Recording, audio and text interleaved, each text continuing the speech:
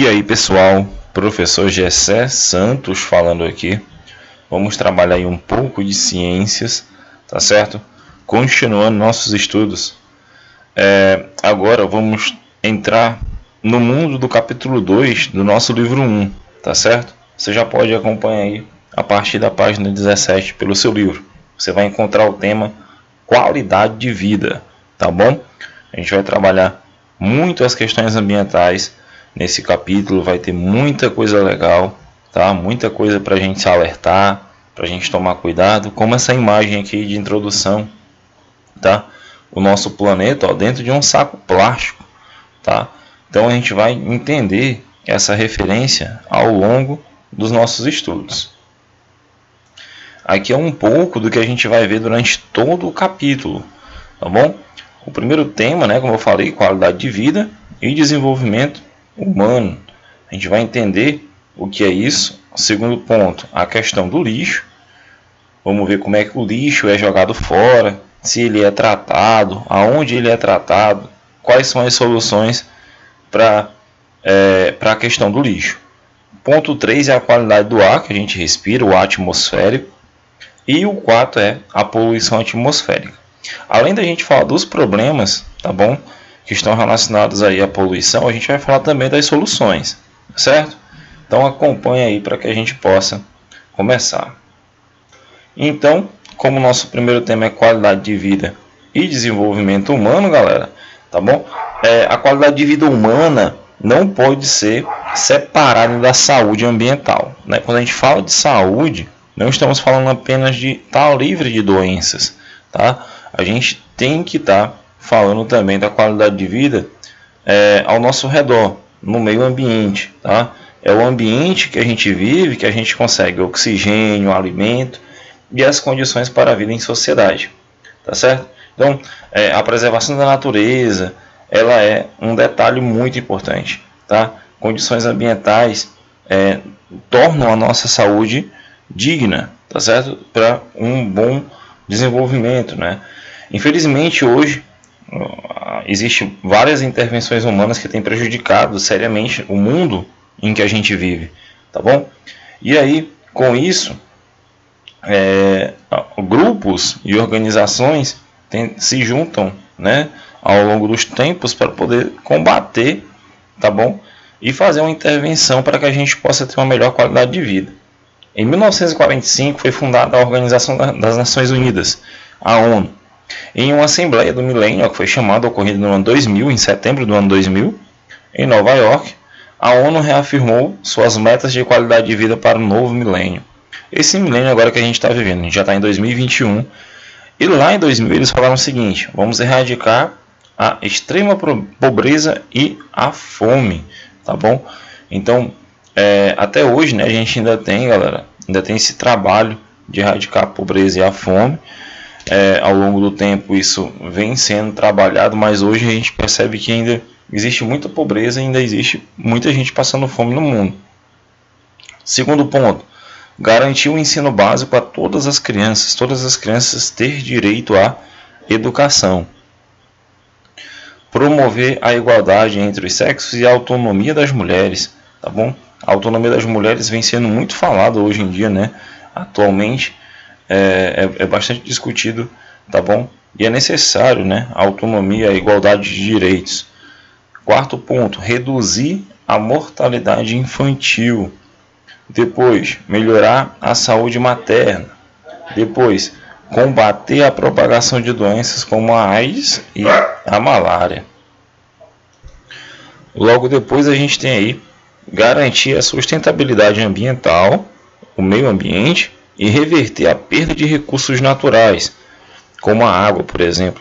Estabelecer parceria mundial para o desenvolvimento por meio de sistema comercial e financeiro aberto, previsível e não discriminatório. Então, galera, a gente vê que existe a importância, né? Existe uma preocupação, melhor dizendo, das organizações internacionais para o desenvolvimento da sociedade humana. A gente vê que todos esses itens estão relacionados a uma boa qualidade de vida.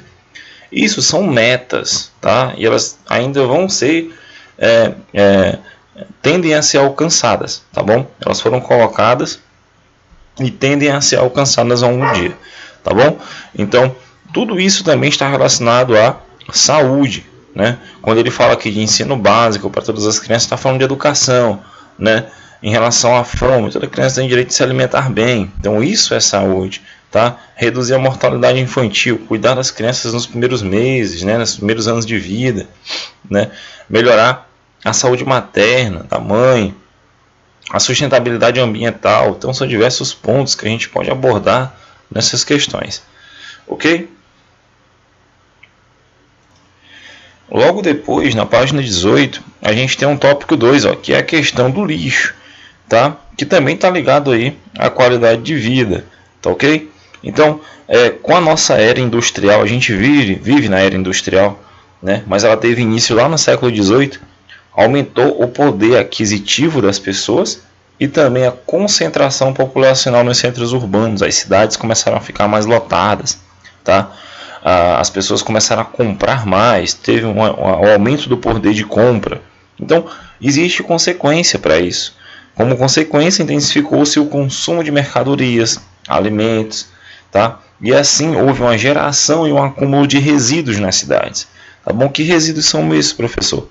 Plástico, tá? Materiais eletrônicos, tá certo? Principalmente a questão do plástico, dentre outros materiais que vão se acumulando na natureza. Atualmente, a maior parte da população mundial vive em grandes cidades e caracteriza-se por ser consumista, tá bom? Por consumir mesmo, ou seja, de adquirir excesso de mercadorias e produtos, gerando cada vez mais resíduos. Muitas pessoas não têm controle do que compra, tá? E amontoa muita coisa em casa, tá certo? Compra coisas sem necessidade. Então, a preferência entre a maioria das pessoas em se usar materiais descartáveis, como copo plástico, latas de refrigerante, no lugar de reutilizáveis, como as de embalagem de vidro, criou, né, grandes problemas, né? Principalmente dois que a gente pode destacar: o aumento da quantidade diária de resíduos produzidos e o tempo de decomposição de muitos desses materiais, principalmente o plástico, tá ok? Então, a gente pode, né, ver que teve um acúmulo durante centenas de anos na natureza. A gente pode ver aqui nesse gráfico, ó, a quantidade de lixo gerada diariamente por habitante, em quilogramas por habitante. Esse dado é um termo que ele mostra, né, uma ilustração que ele mostra a quantidade de lixo em quilograma por habitante ao dia. Então, quanto as pessoas geram, né, em quilogramas ao dia de lixo? Vamos começar aqui com o que consome mais, né, 2,13 quilogramas no Canadá. Então, se você pegar todo o seu lixo e colocar em cima da balança lá, daria 2,3 gramas, tá, no Canadá. Então, a gente vê que são, ó, Estados Unidos, Alemanha, Suécia, tá bom? O Brasil já vem aqui na próxima posição com 1 quilo mais ou menos de lixo produzido por dia por pessoa. São países onde o consumo é muito grande, tá bom? Então, dependendo do poder aquisitivo das pessoas naquele país, tá, mais lixo elas vão gerar, tá certo? Então, a questão do lixo tem que ser trabalhada com bastante cuidado, tá certo? Devido aos grandes problemas que eles podem gerar. A gente tem aqui, por exemplo, os lixões, ó. O lixão, né, é uma forma bem inadequada de acomodar os lixos. Normalmente ele está na entrada das cidades. Na nossa cidade, por exemplo, em Timon, no Maranhão, a gente costuma ver um lixão na entrada da nossa cidade, tá? E aí tá aqui a céu aberto, né, galera? Ó, isso não é legal. A gente vê plástico misturado com material orgânico, misturado com vidro, misturado com outros resíduos que poderiam ser separados e reciclados, né? Muitos deles podem ser reciclados, uns sim, outros não, tá? Mas ele fica aqui a céu aberto. O que isso vai gerar, né? Pode atrair doenças, né? Atrair a proliferação de insetos, pragas, tá? E ainda fala aqui na legenda, ó, tem o potencial de atrair pessoas em situação de fragilidade financeira, comprometendo sua saúde. As pessoas vão catar lixo, tá? Elas vão catar aqui lixo para poder ter um certo sustento, né? A única fonte que elas conseguem ver de sobrevivência é essa. Então o lixão é um problema muito sério, o lixo fica amontoado, além de gerar gases poluídos, né, gases que vão poluir a nossa atmosfera, além da decomposição do lixo que pode gerar resíduo para dentro do subsolo, tá bom? Então o lixão ele não tem nada de benefício, ele só tem malefícios. A gente tem aqui um exemplo, ó, uma forma bem inadequada, né, de acomodação do lixo. A gente tem aqui uma pessoa, tá, catando lixo, né, para reaproveitar e passar para o processo de reciclagem. Então a saúde de uma pessoa como essa pode ser muito comprometida. Galera, inconveniências, né, nesse tipo de deposição do lixo. O que tem de ruim lá, né? O processo de decomposição do material orgânico presente no lixo produz o famoso chorume, tá? Ou lixívia. Sempre lembre disso. O chorume ele é produto da decomposição do lixo. É um líquido escuro e mal cheiroso, é fédido, repleto de micro-organismos causadores de doenças que escorre pelo solo e o contamina, podendo contaminar até a água que fica nos lençóis freáticos, tá certo? Então esse é um dos primeiros principais problemas causados pelos lixões. Segundo, se o depósito de lixo estiver sobre um reservatório hídrico, como eu falei, subterrâneo, o chorume pode contaminar a água que abastece uma cidade, por exemplo. Então a gente tem aí o processo de decomposição também produz gases, que a gente acabou de falar, que poluem o ar, né, prejudica a respiração das pessoas. Logo depois a gente tem um lixo exposto, atrai animais transmissores de doenças, como ratos, baratas, insetos vetores, causadores de doenças. Além do mais, os resíduos atraem pessoas, né, que sem alternativa buscam no lixão alimentos e entre outros materiais que possam reutilizar. Então esses são todos os malefícios que a gente pode encontrar no lixão, tá bom? Mas a história pode ser bem diferente com esse item aqui, ó, os aterros sanitários, tá certo? Os aterros sanitários que estão aí no nosso livro, já na página 20, tá bom? Na página 20 a gente pode ver que o aterro sanitário, a gente viu tanto problema até agora, né? Mas a gente pode ver que uma boa solução, tá, para esse problema. O aterro sanitário eles são terrenos devidamente preparados para receber o lixo. Lá o lixo é acomodado de forma adequada.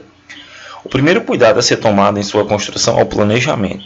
Ele não pode ser construído sobre terrenos cujo solo esteja permeável, quer dizer, aonde a água possa penetrar de forma facilitada. Deve estar longe das cidades, ele fica bem longe da cidade, pelo menos 500 metros de distância de rios e córregos e de mananciais, nascentes. Então não pode estar perto de fonte de água, justamente para não contaminar, caso aconteça. Então, a gente pode ver o que acontece aqui no aterro sanitário, né? Ele tem uma selagem aqui embaixo, ó, isolamento visual, né? Com cercas para evitar invasão. Ele tem um sistema de drenagem de chorume.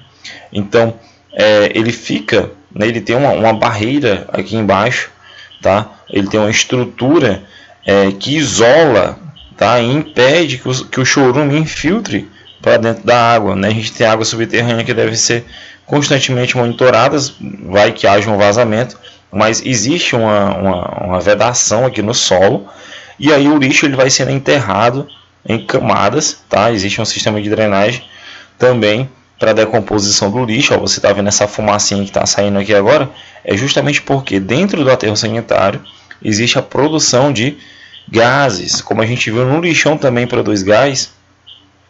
Aqui no aterro sanitário também produz gás. Para esse gás não ficar acumulado aqui embaixo e gerar explosões, ele é canalizado e posteriormente ele é queimado. Em alguns países existe até um sistema que produz energia com esse gás. Eles reutilizam esse gás e usam ele para gerar turbinas e por aí gerar energia, tá bom? Existe sistema de drenagem da água da chuva também, tá? Para que não acumule dentro do lixo que está aqui enterrado. Ele é enterrado em camadas sobrepostas e aí ele vai sendo decomposto.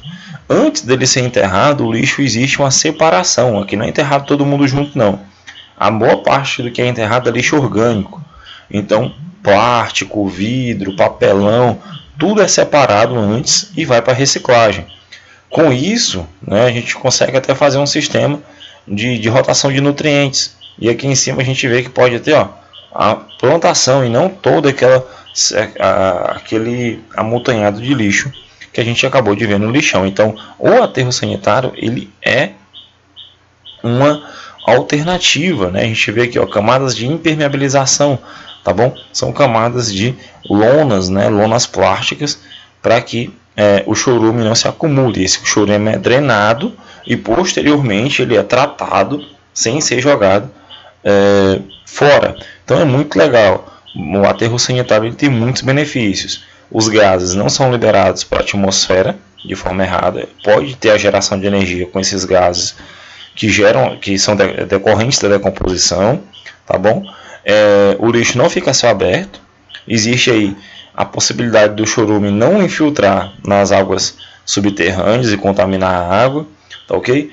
E aí ainda não existe, né, a invasão das pessoas para procurar lixo a céu aberto, além da questão da reciclagem, tá? Em alguns países existe estação de reciclagem dentro dos aterros sanitários, gerando emprego, tá? E tirando pessoas de situações como a gente viu lá no lixão. Então o aterro sanitário ele é uma alternativa muito boa, né?